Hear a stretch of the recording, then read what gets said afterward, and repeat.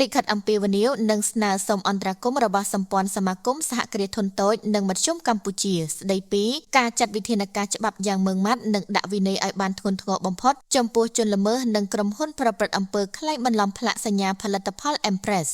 សូមគោរពជូនឯកឧត្តមប្រតិភូរាជរដ្ឋាភិបាលទទួលបន្ទុកជាអគ្គនាយកនៃអគ្គនាយកដ្ឋានការពារអ្នកប្រើប្រាស់កិច្ចការប្រកួតប្រជែងនិងបង្ក្រាបការកែបន្លំកបប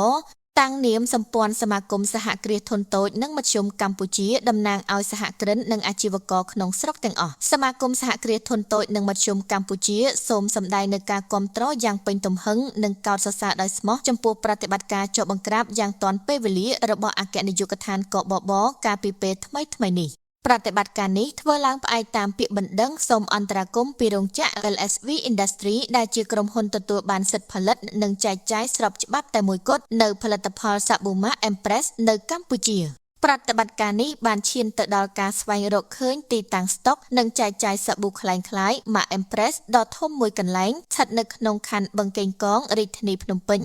អំពើលួចបន្លំផលិតផលឬផ្លាកសញ្ញាពាណិជ្ជកម្ម Intellectual Property Infringement and Counterfeiting មិនត្រឹមតែជាការរំលោភបំពានច្បាប់យ៉ាងធ្ងន់ធ្ងរប៉ុណ្ណោះទេប៉ុន្តែថែមទាំងបង្កការខូចខាតយ៉ាងធ្ងន់ធ្ងរដល់សេដ្ឋកិច្ចជាតិបំផ្លាញទំនុកចិត្តរបស់អ្នកប្រើប្រាស់ប៉ះពាល់ធ្ងន់ធ្ងរដល់សុខុមាលភាពសាធារណៈនិងបង្កផលអវិជ្ជមានដោយផ្ទាល់ដល់ 1. សុខភាពនិងសុវត្ថិភាពរបស់អ្នកប្រើប្រាស់ដោយសារផលិតផលคล้ายៗគ្មានស្តង់ដារគុណភាព 2. បំផ្លាញកិត្តិយសនិងចំណូលរបស់ក្រុមហ៊ុនស្របច្បាប់ LSV Industry ដែលបានវិនិយោគទុនយ៉ាងច្រើន 3. បង្កើតបរិយាកាសប្រកួតប្រជែងមិនស្មោះត្រង់ដែលធ្វើឲ្យប៉ះពាល់ដល់បរិយាកាសវិនិយោគនៅកម្ពុជាព្រមទាំងបំផ្លាញការខិតខំប្រឹងប្រែងរបស់សហគ្រាសស្របច្បាប់ដែលបំពេញកាតព្វកិច្ចពន្ធនិងអនុវត្តតាមច្បាប់ត្រឹមត្រូវអាស្រ័យហេតុនេះដើម្បីការពារសិទ្ធិនិងផលប្រយោជន៍ស្របច្បាប់របស់សហគ្រាសធុនតូចនិងមធ្យមព្រមទាំងការពារអ្នកប្រើប្រាស់នៅក្នុងព្រះរាជាណាចក្រកម្ពុជាសមាគមសហគ្រាសធុនតូចនិងមធ្យមកម្ពុជាសូមធ្វើការអំពាវនាវនិងស្នើសុំអន្តរាគមន៍យ៉ាងទទូចដល់អាជ្ញាធរមានសមត្ថកិច្ចនិងស្ថាប័នតុលាការ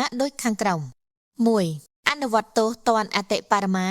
សូមមេត្តាដាក់វិន័យនិងអនុវត្តទោសទណ្ឌឲ្យបានធ្ងន់ធ្ងរបំផុតតាមច្បាប់ស្តីពីកិច្ចការពារអ្នកប្រើប្រាស់ច្បាប់ស្តីពីការប្រកួតប្រជែងនិងច្បាប់ស្តីពីម៉ាកនាមពាណិជ្ជកម្មនិងអំពើនៃការប្រកួតប្រជែងមិនស្មោះត្រង់នៃព្រះរាជាណាចក្រកម្ពុជាចំពោះបុគ្គលនិងក្រុមហ៊ុនដែលបានប្រព្រឹត្តអំពើក្លែងបន្លំនេះ 2. បំផ្លាញចោលនៅទំនិញคล้ายៗចាត់វិធានការរឹបអូសនិងបំផ្លាញចោលនៅរាល់ផលិតផលសាប៊ូคล้ายៗព្រមទាំងសម្ភារៈផលិតនិងវេចខ្ចប់ទាំងអស់ដើម្បីកុំឲ្យមានការបែកធ្លាយចូលក្នុងទីផ្សារជាថ្មី 3. បង្កើនការរឹតបន្តឹងនិងស្វែងរកបណ្ដាញពាក់ព័ន្ធបន្តការស្រាវជ្រាវស្វែងរកអ្នកពាក់ព័ន្ធបណ្ដាញចែកចាយនិងរោងចក្រផលិតឬកន្លែងកែច្នៃคล้ายៗផ្សេងទៀតដើម្បីលុបបំបាត់បទល្មើសនេះឲ្យដល់ឫសគល់ 4. ផ្សព្វផ្សាយជាសាធារណៈផ្សព្វផ្សាយព័ត៌មានអំពីការផ្ដន្ទាទោសនិងអត្តសញ្ញាណជនល្មើសឬក្រុមហ៊ុនល្មើសជាសាធារណៈដើម្បីជាការព្រមានដល់ជនខិលខូចផ្សេងទៀតនិងដើម្បីកាត់បន្ថយការភ័ន្តច្រឡំរបស់សាធារណជនសម្ព័ន្ធសមាគមសហគ្រាសធុនតូចនិងមធ្យមកម្ពុជាសង្ឃឹមជឿជាក់យ៉ាងមុតមាំថាឯកឧត្តមនិងអាជ្ញាធរមានសមត្ថកិច្ចពាក់ព័ន្ធនិងចាត់វិធានការច្បាប់យ៉ាងម៉ឺងម៉ាត់បំផុតចំពោះករណីនេះដើម្បីលើកកម្ពស់អាជីវកម្មស្របច្បាប់និងពង្រឹងនីតិរដ្ឋនៅកម្ពុជា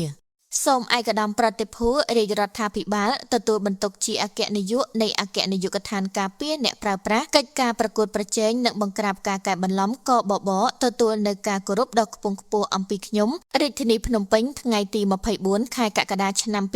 2026ប្រធានក្រុមប្រឹក្សាភិបាលសម្ព័ន្ធសមាគមសហគ្រាសធុនតូចនិងមធ្យមកម្ពុជាតែតាំងព